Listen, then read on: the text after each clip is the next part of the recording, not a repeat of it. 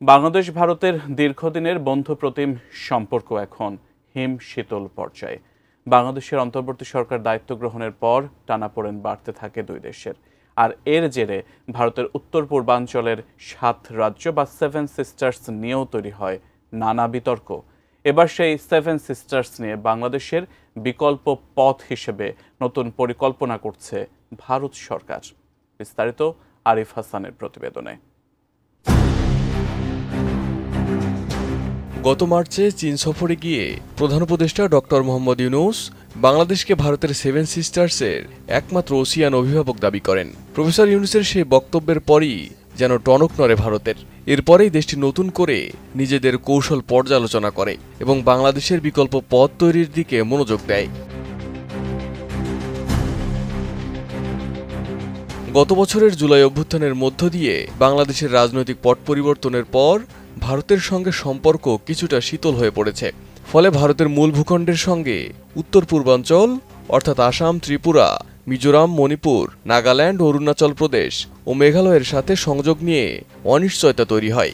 বর্তমানে ভারতের এই অঞ্চলগুলোর সঙ্গে মূল ভূখণ্ডের যোগাযোগ প্রায় একমাত্র শিলিগুড়ি করিডর অর্থাৎ চিকেন স্নেকের ওপর নির্ভরশীল।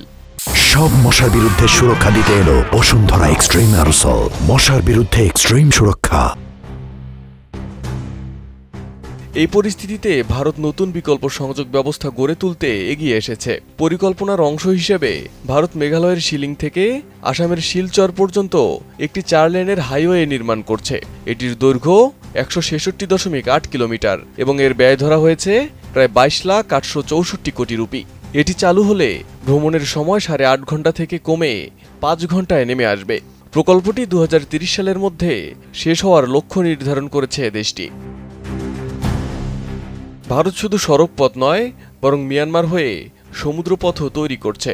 ভারতের পররাষ্ট্র মন্ত্রণালয়ের অর্থায়নে Kaladan multi modal transit project চালু করেছে দেশটি। এই প্রকল্পে কলকাতা সমুদ্র বন্দরকে মিয়ানমারের সিত্তে বন্দর, পালেতোয়া এবং মিজোরামের জেরিনপুয়ের সঙ্গে যুক্ত করা হচ্ছে নদীপথ ও সড়কপথে।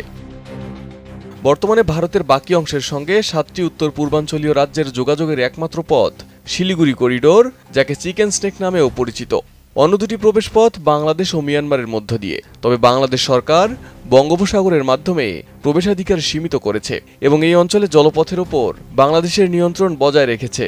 তাই বিকল্প হিসেবে ভারত ও মিয়ানমার যৌথভাবে কালাদান প্রকল্প চিহ্নিত করেছে। Arif Hasan, ATN news.